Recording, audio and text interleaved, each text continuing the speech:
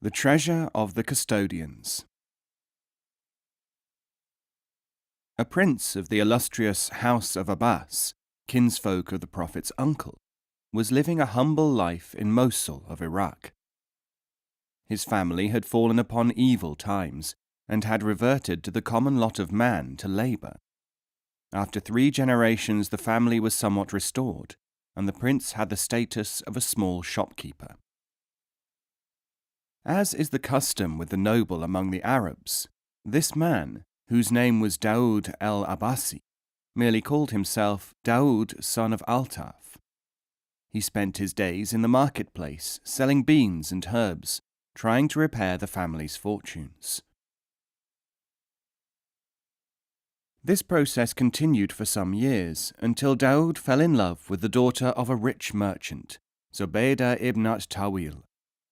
She was more than willing to marry him, but there was a custom in her family that any prospective son-in-law would have to match a rare gem specially selected by the father, in order to prove his resourcefulness and also his material worth. After the preliminary negotiations, when Daoud was shown the glittering ruby which Tawil had chosen for the test to win his daughter, the young shopkeeper's heart became heavy. Not only was this gem of the finest water, but its size and colour were such that the mines of Badakhshan could surely never have yielded anything of that kind more than once in 1,000 years. Time passed, and Daoud thought of every means he could to find the money which he would need to even try to match the jewel. He at length discovered from a jeweller that he had but one chance. If he sent out criers to offer anyone producing its equal not only his house and all his possessions, but also 3/4 of every penny which he would earn for the rest of his natural life, there might be a chance to find a similar ruby. Accordingly, Daoud caused this announcement to be made. Day after day the word went forth that a ruby of astonishing value, brilliance, and colour was being sought, and people from far and near hastened to the house of the merchant to see whether they could provide anything so magnificent. But after a lapse of almost 3 years, Daoud found that there was no ruby in Arabistan or Ajam, in Khorasan or Hind, in Africa or the West, in Java or Ceylon, which came anything near the excellence of the one which his prospective father-in-law had found. Zubaydah and Daoud were at the point of despair. It seemed as though they were never to marry, for the girl's father refused adamantly to accept anything less than a perfect match for his ruby. One evening, when Daoud was sitting in his small garden trying to think for the 1,000th time of some means to win Zubaydah, he realized that a tall and emaciated figure was standing beside him. In his hand he had a staff. On his head was a dervish cap. Slung at his waist was a metal begging bowl. "Peace upon you, O my king," said Daoud in the customary salutation, rising to his feet. "Daoud the Abbasi, scion of the house of Quraysh," said the apparition. "I am one of the guardians of the treasures of the Apostle, and I have come to help you in your extremity. You seek a matchless ruby. I shall give it to you from the treasures of your patrimony, left safe in the hands of the penniless custodians." Daoud looked at him and said, "All the treasure which was in the possession of our house was spent, sold, plundered centuries ago. We have nothing left but our name, and we do not even use that for fear of dishonouring it. How can there be any treasure left out of my patrimony?" "There can still be treasure, precisely because it was not all left in the hands of the house," said the dervish. "For people always first rob those who are known to have something to steal. When, however, that is gone, thieves do not then know where to look. This is the first measure of security of the custodians." Daoud reflected that many dervishes are reputed to be eccentrics, and so he only said, "Who would leave priceless treasures such as a gem like Tawil's in the hands of a ragged beggar? And what tattered beggar, having been given even one such thing, would forbear from throwing it away, or selling it and spending the proceeds in an insane bout of recklessness? The dervish answered, "My son, this is exactly what people are expected to think. Because beggars are ragged, people imagine that they desire clothes. Because a man has a jewel, people imagine that he will throw it away if he is not a thrifty merchant. Your thoughts are the things which help to make our treasure secure." "Then take me to the treasure," said Daoud, "so that I may end my intolerable doubts and fears." The dervish blindfolded Daoud and made him ride, dressed as a blind man, for several days and nights on a mean donkey. They dismounted and walked through a mountain cleft, and when the cloth was removed from his eyes, Daoud saw that he was standing in a treasure house where incalculable quantities and unbelievable varieties of precious stones glittered from shelves in serried walls of stone. "Can this be the treasure of my forefathers? Because I have never so much as heard of anything like it, even from the time of Harun al-Rashid," said Daoud. "You may be sure that it is," said the dervish, "and more than that. This is only the cavern which contains the jewels from which you may choose. There is much more." "And is it mine?" "It is yours." "Then I will take it all," said Daoud, who was almost overcome by greed at the sight. "You will take just what you have come here to take," said the dervish, "for you are as little fitted for the proper administration of this wealth as were your forebears. If this were not so, the custodians would have handed back the entire treasure centuries ago." Daoud chose the only ruby which exactly matched Hawil's, and the dervish bore him back to his house in the same way as he had brought him. Daoud and Zubaydah were married. And in this way, it is related, the treasures of the house are handed out to their proper inheritors whenever they have real need for them. Today the custodians are not always patched dervishes in appearance.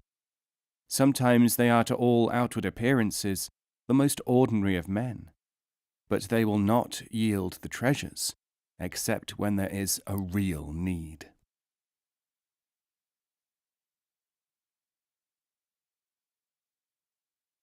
The attachment called grace. A studious and dedicated seeker after truth arrived at the tekia of Bahauddin Naqshband. In accordance with custom, he attended the lectures and asked no questions. When Bahauddin at last said to him, "Ask something of me," this man said, "Shah, before I came to you I studied such and such a philosophy under so-and-so. Attracted by your repute, I journeyed to your tekia. Hearing your addresses, I have been impressed by what you are saying and wish to continue my studies with you. But since I have such gratitude and attachment to my former studies and teacher, I would like you either to explain their connection with your work, or else to make me forget them, so that I may continue without a divided mind." Bahauddin said, "I can do neither of these things. What I can do, however, is to inform you that one of the surest signs of human vanity is to be attached to a person and to a creed, and to imagine that such attachment comes from a higher source. If a man becomes obsessed by sweetmeats, he would call them divine if anyone would allow it. With this information you can learn wisdom. Without it you can only learn attachment and call it grace. The man who needs malumat, information, always supposes that he needs marifat, wisdom. If he is really even a man of information, he will see that he next needs wisdom. If he is a man of wisdom, he only then is free from the need for information.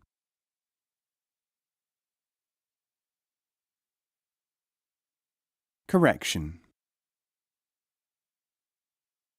Abdullah ben Yahya was showing a manuscript which he had written to a visitor. This man said, "But this word has been incorrectly spelt." He at once deleted the word and wrote it in the manner of which his guest approved. When the man had left, Abdullah was asked, "Why did you do that, considering that the correction was in fact inaccurate, and you wrote the wrong word where the original one had been right?" He answered, "That was a social occasion. The man thought he was helping me and thought that the expression of his ignorance was an indication of knowledge. I applied the behavior of culture and politeness, not the behavior of truth, because when people want politeness and social interchange, they cannot stand truth. Had I stood in relation to this man as teacher to student, matters would have been different. Only stupid people and pedants imagine that their duty is to instruct everyone, when the motive of the people is generally not to seek instruction, but to attract attention." The Saint and the Sinner. There was once a dervish devotee who believed that it was his task to reproach those who did evil things, and to enjoin them upon spiritual thoughts, so that they might find the right path. What this dervish did not know, however, was that a teacher is not only one who tells others to do things by acting through fixed principles. Unless the teacher knows exactly what the inner situation is with each student, the teacher may suffer the reverse of what he desires. However, this devotee one day found a man who gambled excessively and did not know how to cure the habit. The dervish took up his position outside the man's house.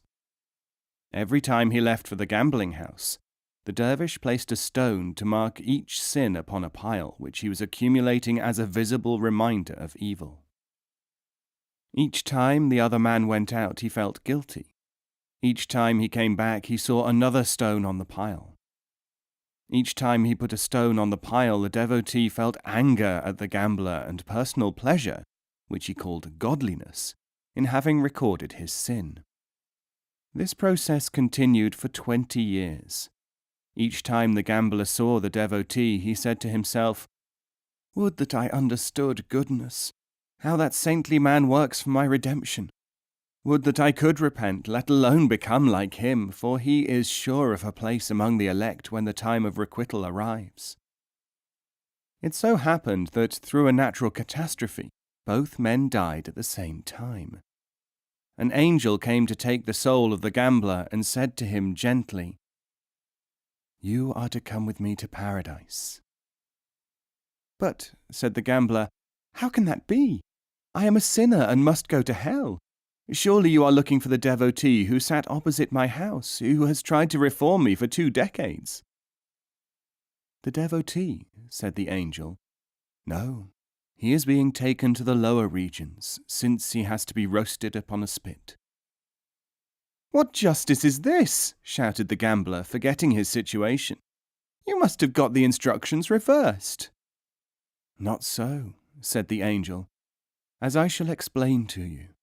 It is thus wise. The devotee has been indulging himself for 20 years with feelings of superiority and merit. Now it is his turn to redress the balance. He really put those stones on the pile for himself, not for you."